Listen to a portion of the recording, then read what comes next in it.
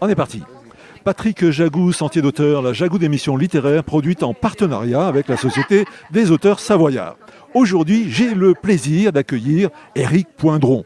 Éric Poindron, où êtes-vous né? Êtes-vous savoyard? Non, j'aimerais bien, mais vous savez, je le suis presque parce que je suis né dans la montagne de Reims. Alors, les gens qui viennent pour la première fois dans la montagne de Reims s'étonnent parce que ça fait 300 mètres. Mais géologiquement, c'est une montagne. C'est à nous après de l'agrandir, voilà. Éric Poindron, vous écrivez, à part écrire, que faites-vous dans la vie? J'essaie de jamais m'ennuyer, je m'ennuie pas. Alors j'écris, mais j'édite aussi. J'ai édité Jean-Marie Goriot, qui est comme le beau régional de l'étape. J'ai édité Sappho. Là, je vais éditer Charles-Élie Couture. Mais je cuisine, je voyage, je marche, je prends le temps d'écrire, de rêver, de m'occuper de mes enfants, des gens que j'aime. Ils sont nombreux, voilà, de vivre, de survivre. Éric Poindron, dans quelles circonstances avez-vous commencé à écrire? Alors, je crois que je m'ennuyais un peu à l'école, mais on est nombreux dans ce cas. Et je me disais comment on peut raconter tout ça, l'ennui. Et ce qui est un peu le sujet d'un autre livre qu'on pourrait évoquer une autre fois. Je me comparais à une girafe en me disant si j'avais un très long cou, je pourrais sortir la tête de la classe et puis aller un peu dans le grand monde tout en restant assis. Donc, je crois que j'ai commencé à écrire quand je m'ennuyais à l'école. Éric Poindron, finalement, combien de livres avez-vous écrit?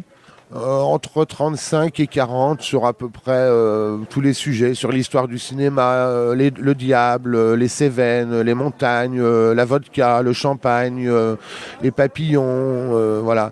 La girafe de Charles X. Voilà. J'essaie à chaque fois que le livre soit une nouvelle aventure et de récupérer le temps que je n'ai pas passé à l'école, à l'étude, en englobant à peu près tous les sujets qui m'intéressent et ils sont nombreux.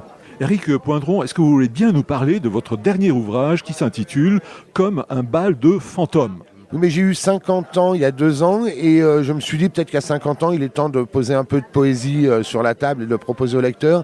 Alors je me suis amusé à raconter l'histoire d'un homme ou des hommes dans un grand roman poétique, c'est-à-dire c'est une succession de fragments qui font un poème, qui raconte toute l'histoire de la mienne, mais aussi celle d'un autre homme qui pourrait être l'auteur et aussi de tous mes amis. Donc on retrouve à l'intérieur du livre des tas de camarades vivants ou morts. Il y a 2 pages de casting qu'on peut retrouver. Alors il y a aussi bien des grands hommes, des amis, des enfants de passage et on les retrouve au fur et à mesure, à travers des villes, des lieux. Mais alors on peut se retrouver aussi bien à Reykjavik au XXe siècle qu'à Moscou au XIXe avec des poètes.